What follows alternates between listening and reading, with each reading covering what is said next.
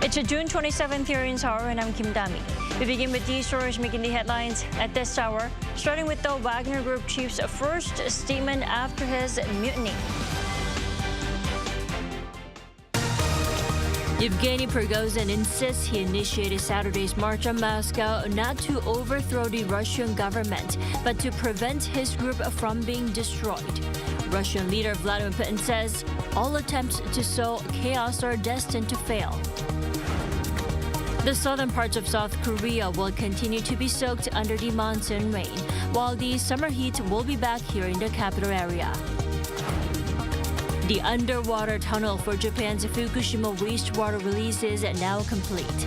There'll be a final check on all the related facilities on Wednesday. Central regions of South Korea are expected to see a break from the wet weather on Tuesday as the monsoon rain pushes down to southern regions. In the meantime, the summer heat will be back here in place here in Seoul. Our Lee Soo-jin starts us off this morning. Temperatures are set to jump in South Korea in areas seeing respite from this season's monsoon rain. According to the Korean Meteorological Administration, central regions including Seoul will see a lull in downpours as the rain has moved south. Southern regions are currently experiencing rainfall of up to 10 millimeters per hour, accompanied by thunder and lightning. And rainfall of 200 millimeters or more is expected on Jeju Island, and at least 120 millimeters is predicted for Chungcheongdo provinces today. Precipitation in the south is forecasted to continue until Wednesday. Temperatures in areas where the rain has temporarily stopped will rise significantly during the day, with temperatures reaching 28 degrees Celsius in Seoul and 32 degrees in Daegu. Feels like temperatures will be even more, and it will feel uncomfortably muggy with the added humidity from all the rain. Heavy monsoon rain is expected nationwide again towards the end of the week. South Korea's monsoon typically lasts around a month and brings rainfall ranging from between 350 and 500 millimeters, around one-third of the country's annual rainfall. The amount of rainfall has surged in recent years, however, with the frequency of torrential downpours of 30 millimeters or more per hour increasing by more than 20% since the beginning of the 2000s. In addition, while in the past rainfall was mostly concentrated in the monsoon season, in recent summers there has been more rain after the end of the monsoon in August. This summer, the nation is expected to see even more precipitation after the monsoon season ends due to the effects of the El Niño weather pattern. The Korean Meteorological Administration said many areas may experience heavy downpours as late in the year as into the fall, and urged people in areas that are especially prone to flooding to continue to remain alert. Lee Soo-jin, Arirang News. The chief of the Wagner Group has spoken for the first time since the apparent insurrection over the weekend. He says the goal was not to overthrow Russia's political leadership, but a protest to protect his group. Lee Seung-jae reports. Speaking for the first time since the weekend's insurrection, Wagner Group's chief Yevgeny Prigozhin released an audio message on Telegram on Monday. During the 11-minute-long message, the Wagner chief says the group's march towards Moscow started because of an injustice and that the move was not aimed at removing Russian President Vladimir Putin and his government. He also added that the weekend's protest was aimed at sending a message to Russian military leaders over their ineffective decision-making during the war in Ukraine, which threatened the lives of members of the Wagner Group. Meanwhile, Russian President Vladimir Putin, in an address to the nation Monday, said the armed rebellion would have been suppressed anyway. Putin also said the civil solidarity showed that any blackmail and attempts to organize an internal mutiny will end in defeat, referring to the mutiny. During his address, the Russian president also thanked the Wagner Group fighters who made the right decision and halted their advance towards Moscow. Putin said that those soldiers would be given the opportunity to continue serving Russia by entering into a contract with the Ministry of Defense or other law enforcement agencies or returning to their families. Meanwhile, U.S. President Joe Biden, making his first remarks since the insurrection, said Monday that the West had nothing to do with the Wagner Group incident. He also noted that it was too early to tell how the incident will unfold going forward, but said the U.S. and its allies, including Ukraine, would be monitoring closely. Biden's comments followed remarks by Russia's Foreign Minister Sergei Lavrov, where he said Russian special services are investigating whether Western intelligence services were involved in the mutiny. 이승재, Arirang News. The leaders of South Korea, the U.S. and Japan are seeking to hold a trilateral summit in Washington this summer. According to Japan's Asahi Shimbun on Monday, South Korean President Yoon Suk-yeol, U.S. President Joe Biden, and Japanese Prime Minister Fumio Kishida are coordinating to meet at the end of August. They're likely to discuss North Korea's nuclear and missile development. Now, this came as Biden invited Yoon and Kishida to a summit during the three leaders' brief meeting held on the sidelines of the G7 summit last month. Japan's release of Fukushima wastewater is drawing closer, with the underwater tunnel to be used for its discharge now complete.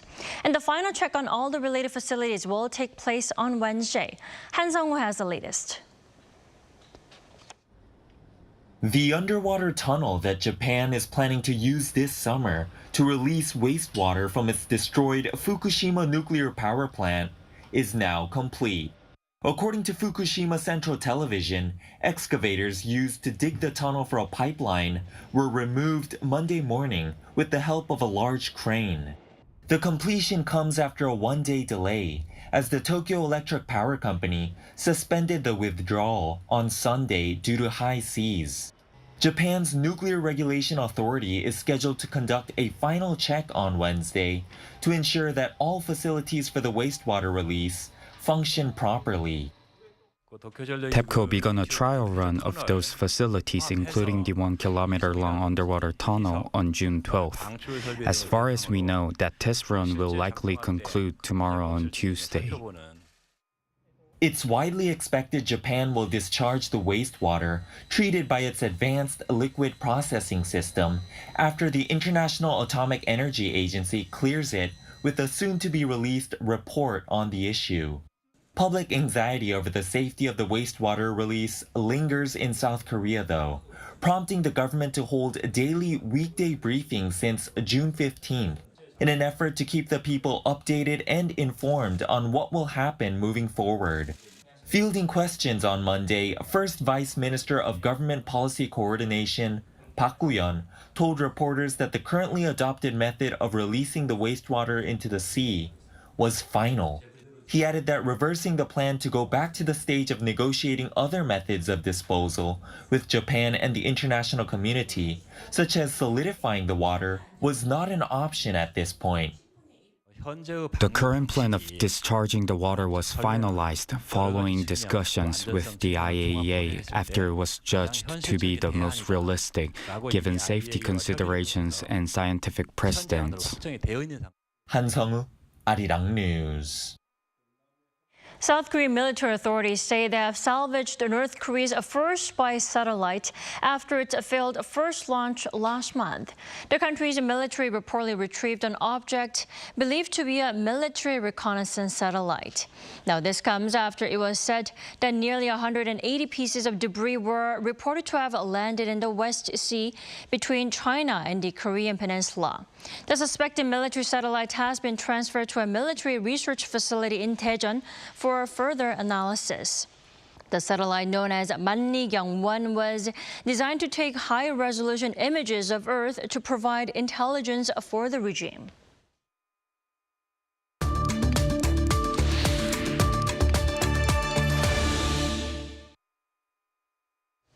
North Korea's two main staple foods, rice and corn, are no longer affordable up in the north.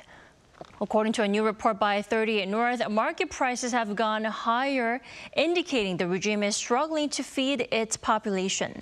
For more, we're joined by Mr. Patrick Cronin this morning. Good morning. Hello. According to 38 North, like I mentioned just before, food prices at North Korean markets suggest serious food shortages.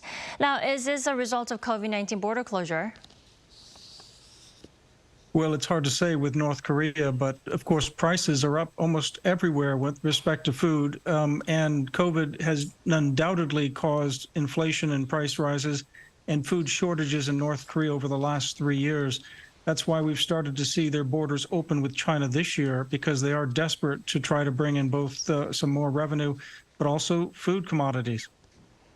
Right. High food prices definitely, like you mentioned, are a headache for the entire globe, but especially a big headache for North Korea, I'm sure.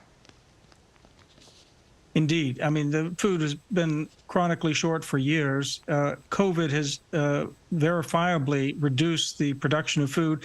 There was bad weather last year as well in North Korea, contributing to their production problems. So there's no doubt there are food shortages, not just in the capital, but especially outside of the capital. Right, and especially now that the Korean Peninsula is under the annual monsoon season, I'm sure the food situation is not going to be any better this summer. The outlook is rather bleak, and North Korea needs to both increase its revenue and imports from China, as well as to try to consider letting in humanitarian assistance by ensuring that humanitarian organizations are allowed to ensure that food goes to those who need it.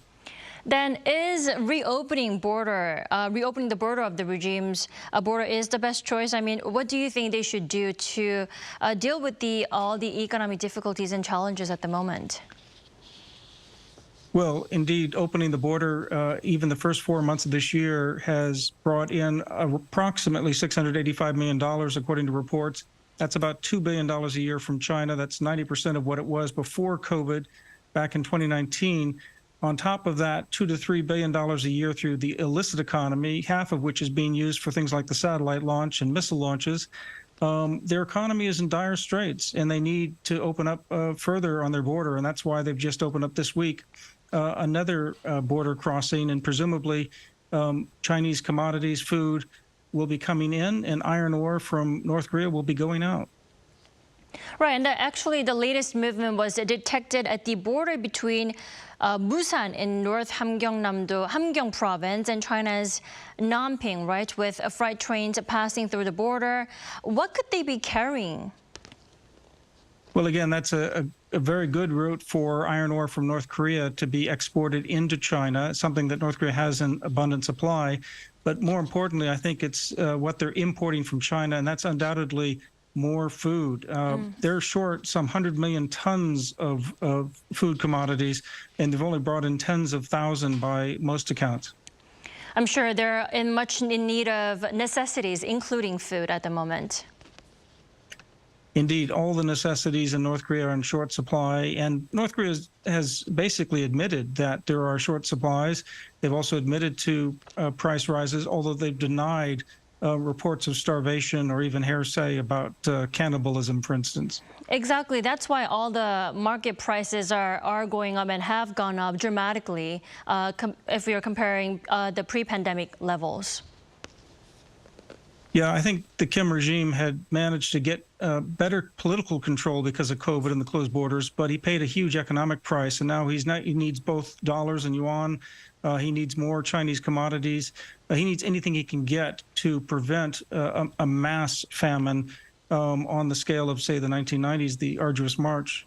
Right. But with the borders actually opening up, there are also concerns that thousands of North Korean defectors who have been detained in China could be repatriated through that border. I mean, how likely is that then? Well, it's highly likely that China will want to repatriate the North Koreans. What they call economic migrants have come into China.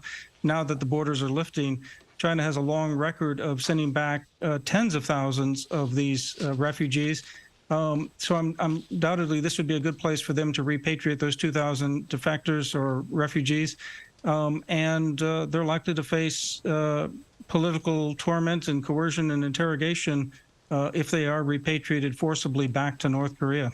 Right, a clear violation of the human rights of those North Korean defectors, right? It is, and that's why the UN Commission of Inquiry needs to investigate exactly what China's doing and see whether through the UN Human Rights Commission of Inquiry they can hold accountable China for forcible repatriation of North Koreans. This is a human rights violation, and it needs to be stopped. Right. Let's also talk about North Korea's first military spy satellite that ended in failure. Now, South Korean military authorities have retrieved some debris of that satellite. Now, how much of information of the satellite can we actually find out then? Well, depending on how much of the satellite they actually recovered, Right. quite a bit, because the satellite that was placed on that missile has not been seen. And now if it's being carefully investigated, they'll be able to know exactly where the technology came from, the level of the sophistication of the technology for a reconnaissance satellite. It could be that it's appallingly bad, or it could be that it's strikingly good. And has it come from China, Russia? Where has it come from? And I think that information is going to be extremely important for South Korea's government and for the United States and other allies to understand exactly what North Korea is hoping to do with this reconnaissance constellation that they hope to put up in space. Then if we actually do find out that some parts or technologies and of that satellite are from Russia or China, then, I mean, what's going to happen next?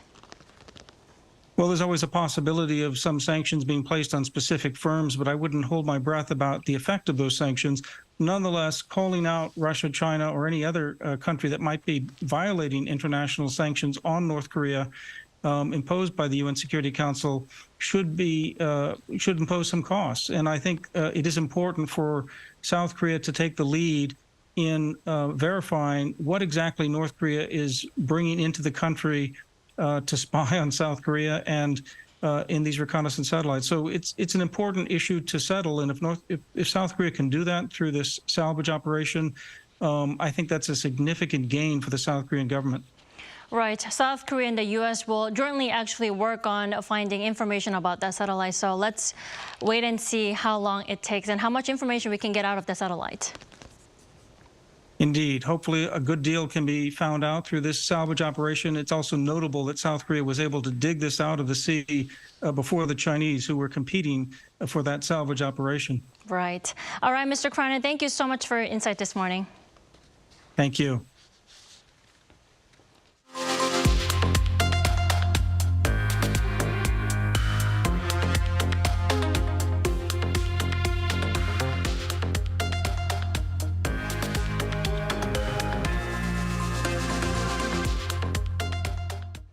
Over in the Middle East, Korea's Hyundai Engineering Construction secured a major deal worth $5 billion with state oil producer Aramco for a petrochemical plant in Saudi Arabia. Our Moon Hae-ryun reports. South Korea's construction orders in the Middle East are booming. According to the Ministry of Land, Infrastructure and Transport, South Korean construction firm Hyundai Engineering and Construction signed a major petrochemical plant construction contract on Saturday with Saudi Arabia's Aramco. The $5 billion project is the largest order a South Korean company has won from Saudi Arabia to date, bringing the total of overseas construction orders in the first half of the year to $13.7 billion. This tops the $12 billion recorded in the first half of last year. Hyundai E&C will be responsible for the construction of a mixed feed cracker plant to produce ethylene as well as storage and support facilities. South Korea came out on top despite the fierce competition with the Infrastructure Ministry's formation of the One-Team Korea Support Team for overseas orders and the diplomatic meeting between the minister and Aramco CEO back in March. The South Korean government has been concentrating its efforts on partnerships with Middle East nations in various fields such as defense, IT, and renewable energy, as well as petrochemicals as it looks to improve its weakened exports following the global economic downturn. To keep up this momentum, experts say that cooperation between companies will be crucial. In order to put the trade balance and overseas construction orders in the black, South Korean companies will need to share relevant information to prevent cutthroat competition in its diversifying market. President Yoon Suk-yeol commented on Sunday that this latest endeavor will strengthen economic cooperation between South Korea and Saudi Arabia. Moon Hae-ryun, Arirang News.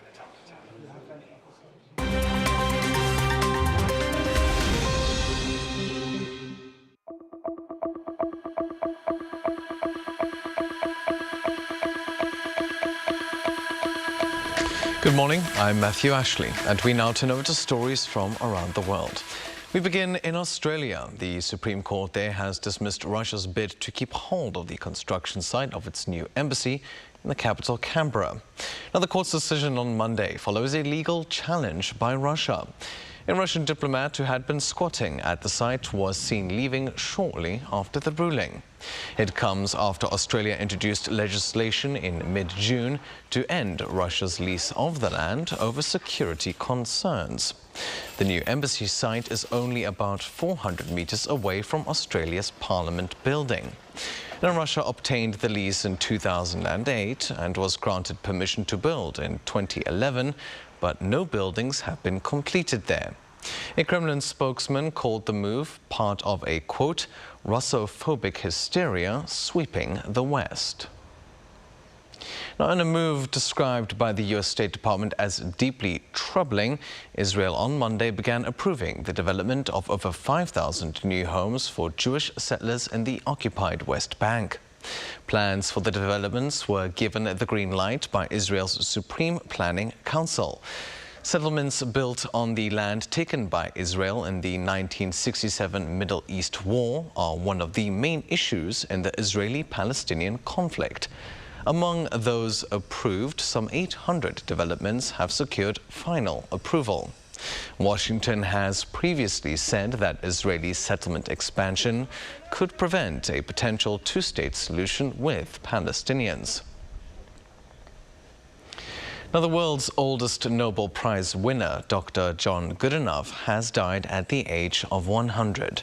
According to the University of Texas, where he worked, the engineering professor passed away in Austin on Sunday. He played a major role in developing the lithium-ion battery, which now powers millions of electric vehicles and other devices. His contribution in the field of batteries saw him awarded the Nobel Prize in Chemistry in 2019.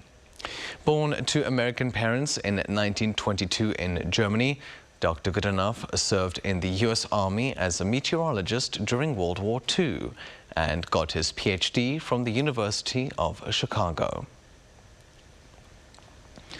And finally, Hollywood actors Reynolds and Rob McElhenney are part of a group of buyers that are acquiring a 24% stake in Formula One racing team Alpine.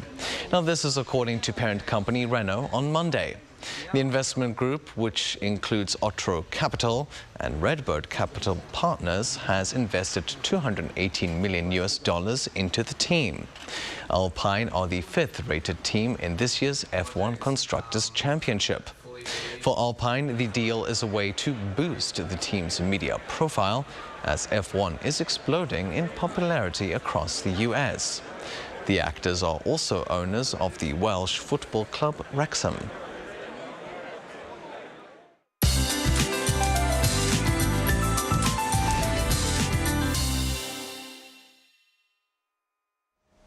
Good morning. After a rainy night, most parts are waking up to a dry and refreshing start to the day. Well, rain clouds are now heading towards the east and will drop rain there through the first half of the day. But the south coast and Jeju Island will receive showers throughout the day. Now, Jeju Island could see 20 to 30 millimeters an hour of heavy rain from this afternoon into tonight. So if you're having an early summer vacation on the resort island, stay safe. Staying on Jeju, northern parts of the island had the season's first tropical night with overnight temperatures exceeding 25 degrees Celsius. And afternoon highs in most regions will be 3 to 5 degrees higher than Monday, but the high humidity will make it feel quite uncomfortable. Skies, though, will get sunnier with stronger UV rays, so by the time you head out for lunch, it will be sunny and will be a soupy day. After a short break from the monsoon rain, it will rain nationwide again from Thursday. Southern regions in Jeju to see rain into the first weekend of July. That's Korea for you, and here's a look at the international weather conditions.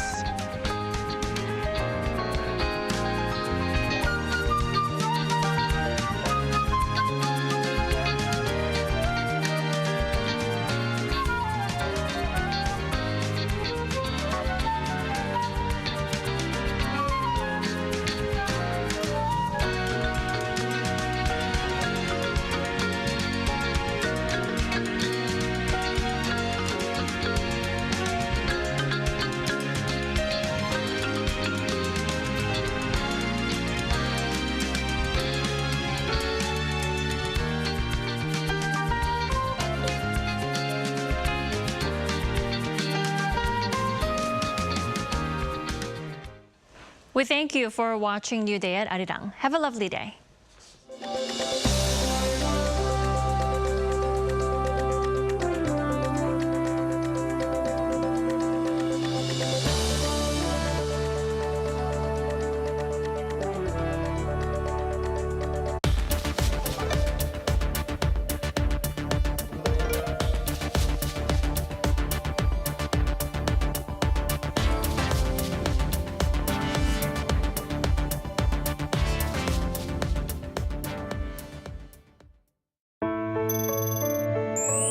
Hello, I'm Jernej Müller, Ambassador of Slovenia to the Republic of Korea. Right now, I see Korea shining in the world. Korea has many strengths and the global presence is already here. Slovenia will continue to establish the presence in the international scene. This is also one of the reasons why we opened the embassy in Korea last year. I always thank Arirang TV for playing a big role in promoting Korean information to the world so that many people can access Korean content and get to know all aspects of Korean culture. I hope that people around the world will continue to communicate and sympathize with Korea. Resonating the world, Arirang.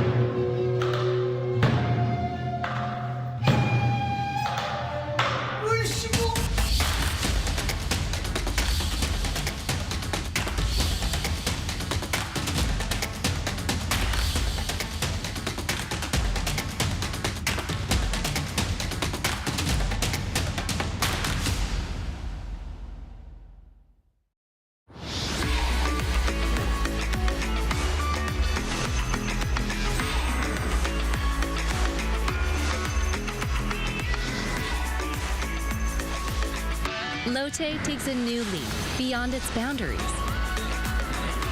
Our change will lead to better lives for all. New Lotte, the power of a better world. New today, better tomorrow. Lotte.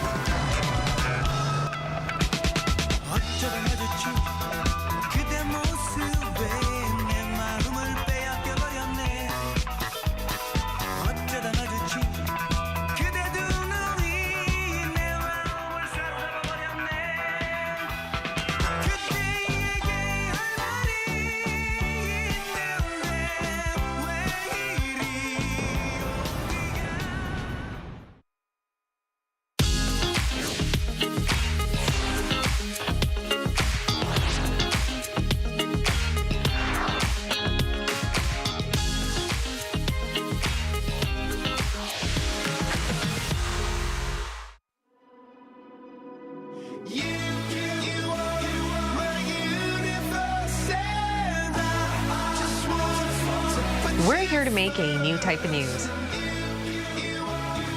New insights, new styles, and new topics every day. We are News Generation. Making news just for you. It's June 27th here in Seoul. I'm Shin-Yoon, and this is News Generation, where we make the news at Arirang's very own open studio. Every morning, we'll discuss the top issues and latest current affairs affecting people in their 20s and 30s. Joining me in the studio is Ji-hee. Good morning. And Walter Lee. Lovely to be here. Now, both are here to speak on behalf of those in their 20s and 30s. As usual, let's start with our news feed, which covers different hashtags and news items that have been trending on social media over the past 24 hours. Now, you may have seen these bugs fly about if you lived in the northwestern parts of Seoul last year. They're love bugs, a type of March flies that are 6 to 8 millimeters long, and this time in bigger numbers and across the whole capital and even up to parts of Gyeonggi-do province. Contrary to how threatening they look, love bugs don't bite or sting. They're rather helpful to growing plants and converting plant materials to nutrients. And the Federation of Korean Industries has found that if the minimum wage goes up from 9,620 won to 10,000, which is around $7.50, a large number of people will lose their jobs. More specifically, the group believes up to 69,000 may lose their jobs, and that's around 22% of those who recently landed one in the past 5 years. A professor from the FKI said that's mainly because small businesses have been seeing sales go down due to recession. Therefore, a higher minimum wage would burden them even more and push them to the brink of having to let some workers go. And the monsoon season has started here in South Korea. The Korea Meteorological Administration believes we'll see up to 44 millimeters of rain per hour fall in the greater capital area, along with strong winds. Weather analysts expect a lot more torrential rain compared to last year due to the effects of El Nino. El Nino is a weather phenomenon that causes sea level temperatures in the eastern and central Pacific to be 0.5 degrees Celsius higher than usual for more than 5 months. And as we're bracing for a record monsoon season, a lot of people seem to have raced to malls or online shopping outlets to buy rain gear, specifically rain boots. Some rain boots companies have had their stock fully sold out since May. And Walter, were you one of the many that ran to go buy these rain boots or rain gear, especially since we've seen a lot of rain since last year? Right, so no, for me, I have the same clothes for every season: summer, winter, autumn, and spring. If it's winter, I just put on a t-shirt and a jumper. So I don't really prepare myself so much. I do have a raincoat, but I actually find that it's actually more difficult to wear because it's so humid during the monsoon season, right? Sure. So I end up, taking that off. I don't really see a lot of males as well wearing gumboots as compared to females.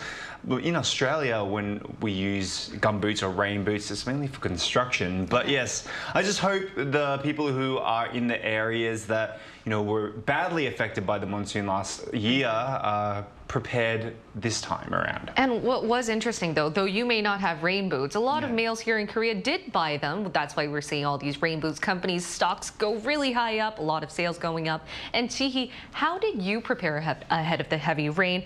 And did you change your vacation plans? Because I know that a lot of people did expect July to be a rainy month weeks back. So tell us how the monsoon season affected you. Well, I'm really proud because I got a pair of rain boots way in advance. And although I couldn't get the colors that I wanted, I got a pair of beige rain boots. They're really cute rain boots. You should put them on and show us. I should on a rainy day.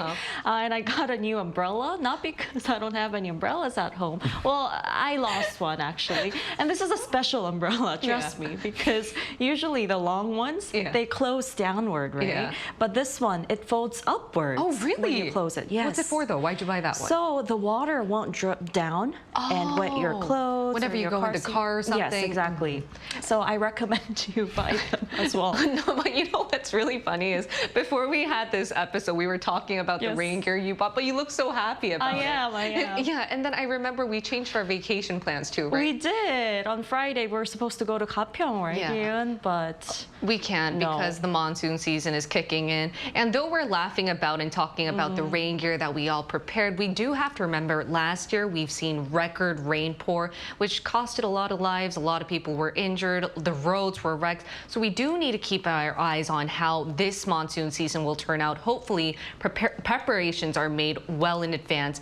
And that was our news feed for this Tuesday. We're now going to head into our discussion topic. Today, we're going to be talking about something that many adolescent girls have unfortunately experienced before. To find out what we'll be discussing, take a look at the screen. Intimate partner violence includes any type of physical, sexual, or emotional abuse caused by your current or former partner. While both sexes are susceptible to this form of violence, global organizations like UNICEF found that women and adolescent girls are at greater risk.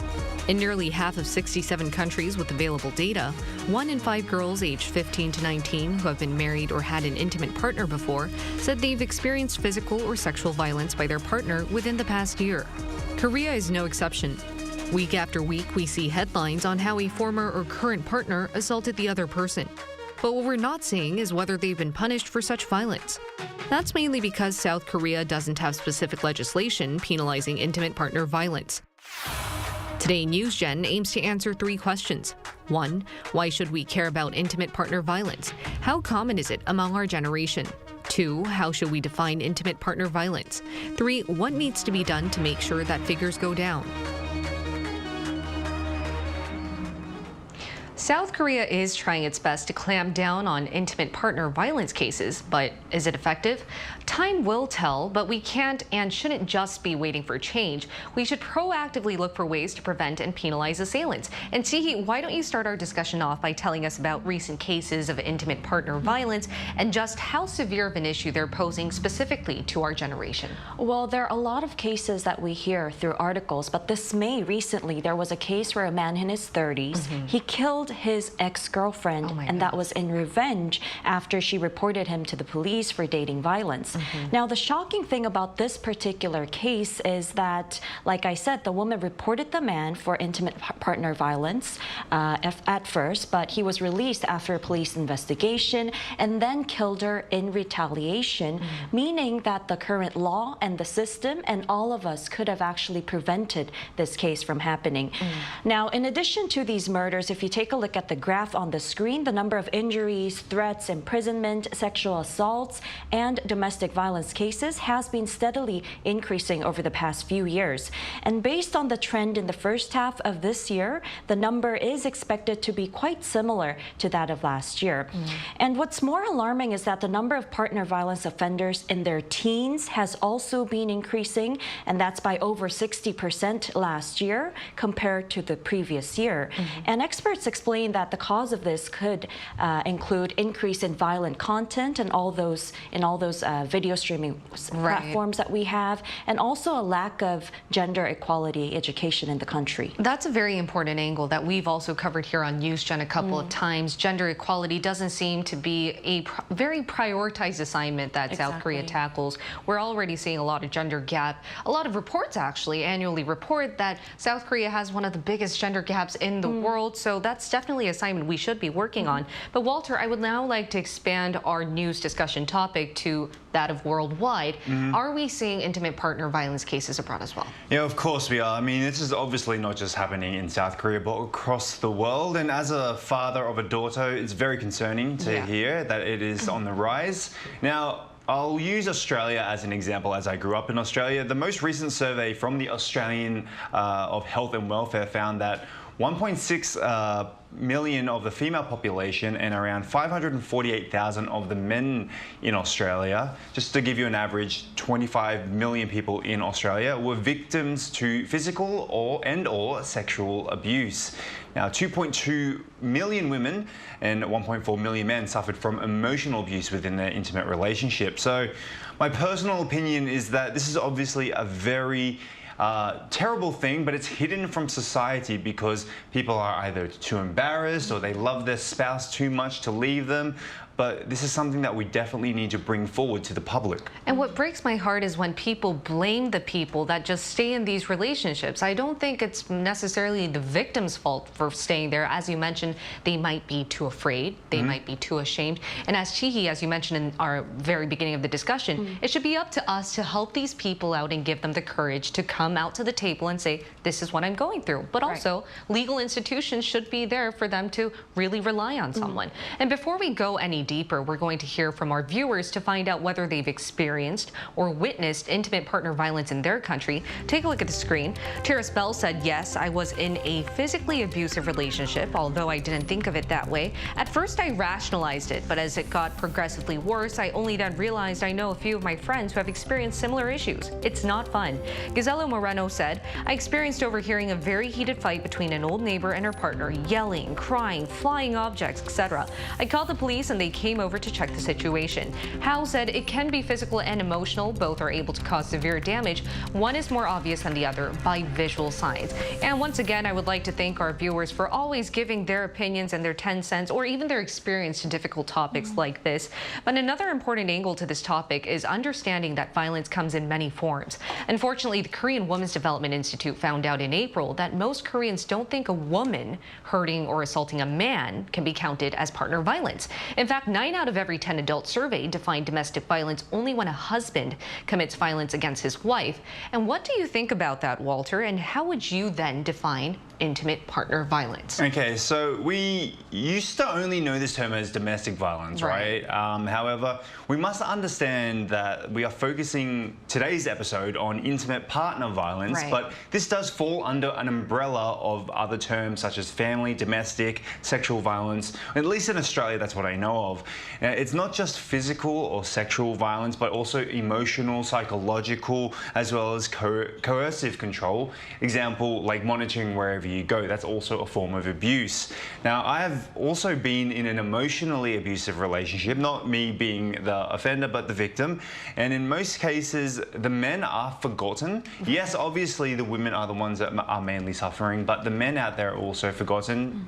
I grew up in a time where it was to man up. And so therefore, if we were abused, we shouldn't say anything because that's what a woman would do or something like that. But now times are changing. We're now at the point where we should be protecting ourselves. And now, regardless of gender. Regardless of gender. And if you are hit, you should do yourself to protect yourself. Not hit back, but obviously try and, diffuse the situation as much as possible. That's a great point, and I think it's really up to our generation to do that because as we've discussed so many times before, our generation values equality. We're not all for the gender stereotypes that are out there.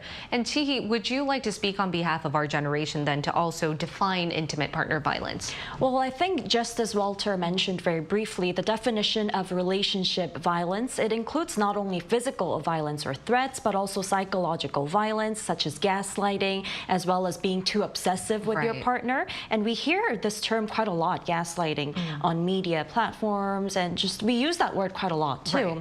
It's really common. And if any word or action is coercive and unpleasant to the partner, the other person, it can be considered violence in itself, And basically, any toxic relationship takes a toll on the person mentally and physically.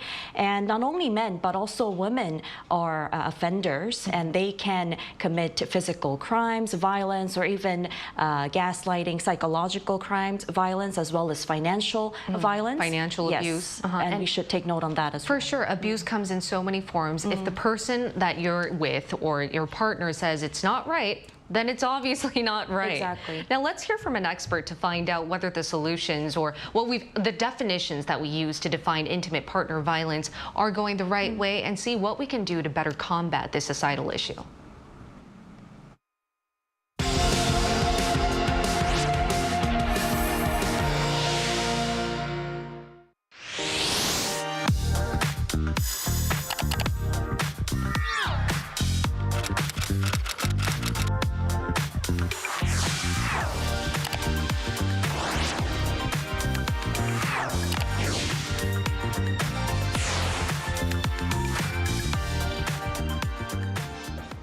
Let's hear from a professor of clinical law and director of the National Family Violence Law Center at George Washington University Law School. It's Professor Joanne Meyer. Welcome, Professor Meyer. Thank you. All right, I'd like to ask you the first question. How common is intimate partner violence in the States, and what do you think causes it? Well, those are two pretty big questions. The data that we mostly use in the States is rather than a number of millions, although I think 10 million is one number I've seen. It's sort of 1 in 4 women and 1 in 9 men experience intimate partner physical violence context sexual violence or stalking with significant impacts, including injury, fear, post-traumatic stress disorder, et cetera. That's a very high number. 1 in 4 women, we're talking about severe stuff, not minor stuff. Right. And 1 in 9. What we don't know with the male statistic is who the perpetrators are, and there is some reason to believe that they are often male perpetrators victimizing their male partners. But there isn't a lot of evidence of women physically victimizing men, although no one really knows how much psychological aggression is common. The real issue, I think, in terms of defining abuse is whether it's an ongoing pattern and whether one partner is afraid of the other and their life is being constricted and constrained by the other. That's really how I would define it being abusive, even though it is certainly possible to be a victim and be saying very nasty things to the person who's victimizing you. So the mere saying of nasty things, I don't think quite gets us to what we should be talking about when we talk about abuse. I want to make one other clarification, which is that in the States, intimate partner violence is a term that's used to capture all domestic violence, not children, but all partner violence, including married couples and unmarried couples, dating couples. All of them are grouped under that. So for us here, IPV or domestic violence are pretty much fungible terms. But I understand in Korea, in South Korea, that you make a distinction between family, i.e. legal relationships, and not non-legal. Right. There are different legal guidelines we use to define family, for sure. But one question I would like to add is, what do you think causes IPV then? So, I mean, that's a really tough question because there are a lot of different things that cause it. But I think the root of it is, and I saw that in some of the writing about South Korean, this phenomenon in South Korea. I think the root of it really is patriarchy. It grows out of a long history in the Western world in which men were supposed to be dominant and women were supposed to be subordinate.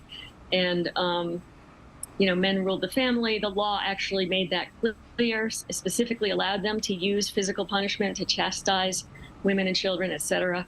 And while those laws have been gone for a long time and we've had much more egalitarian laws and enforcement for a long time, I think the problem of the genders and what is expected of men and of women still fuels a lot of this problem. There's an enormous amount of entitlement and sense of prerogative that we see when men abuse women. It's like, you're supposed to do what I say.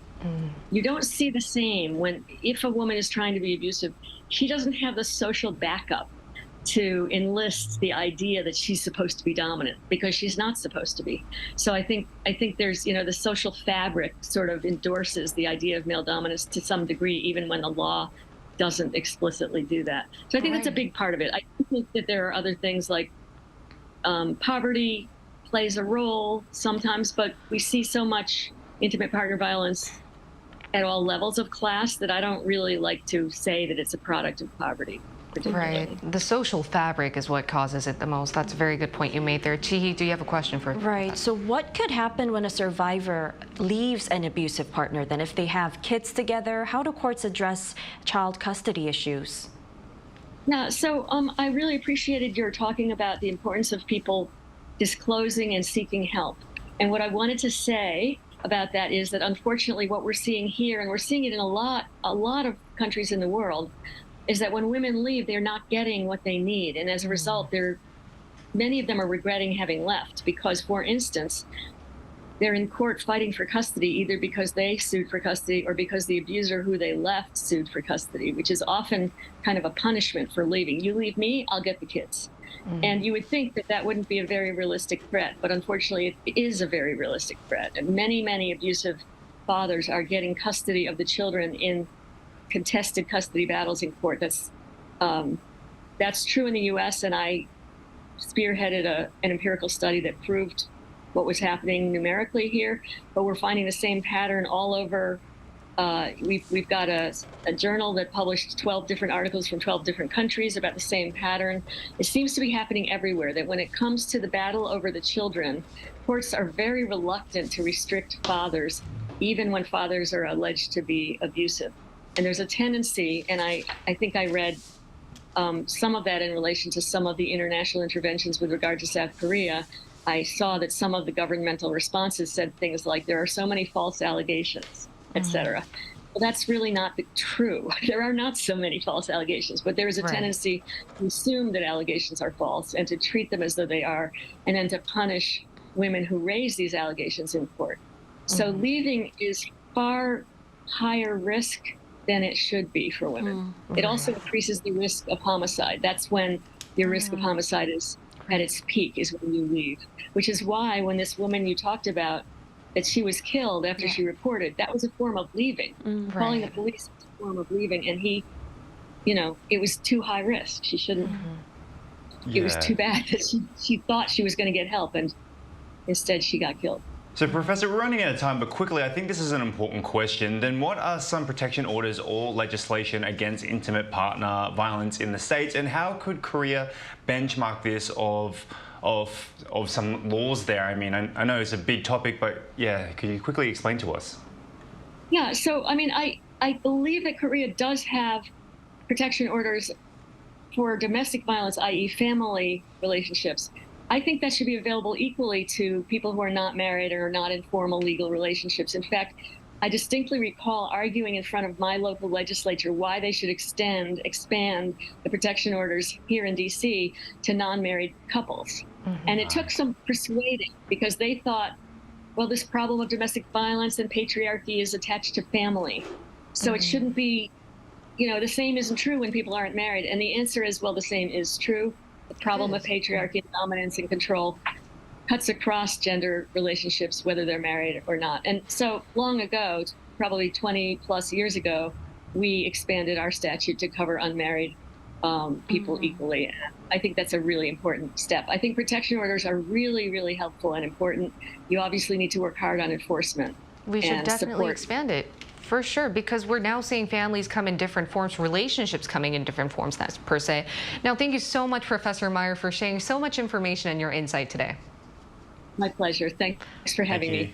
Thank you. All right, and the professor just shared so much valuable information, and Korea should definitely benchmark off the fact that we shouldn't only put protection orders on domestic violence, but the fact that we're seeing more different types of families and relationships, intimate partners, that is. So lastly, why don't we share our thoughts on why our generation should pay close attention to what we discussed today? Well, because the professor also mentioned that it's not just issues like economic issues or poverty, but also social fabric, the culture behind it. I feel like our generation can really take action to change that from our level, first of all. So we must all be able to remind ourselves that we're not immune to these violence. None of us are. And we have to really spot the signs in ourselves and the people around us and provide help. It could be our friends and family. Exactly. And also give the courage to really leave those abusive relationships if you're in one. And not just leave, but as the professor mentioned, think about the custody rates and the legal protection that you can get for sure. And what about you, Walter? Yeah, I think it comes down to, obviously, the higher-ups down to the people like the citizens. So the government really needs to implement something where they're actually giving, education to children from a very early age up until high school and even further on. All right, and that's all we have for you today. We'll be here every day from 9:30 to 10 a.m. Korea time, bringing you more topics young people are talking about. Special thanks to Choi Ji-hee. Thank you. And Walter Lee. See you next time. And thank you everyone for watching. We'll see you tomorrow. We are News Generation.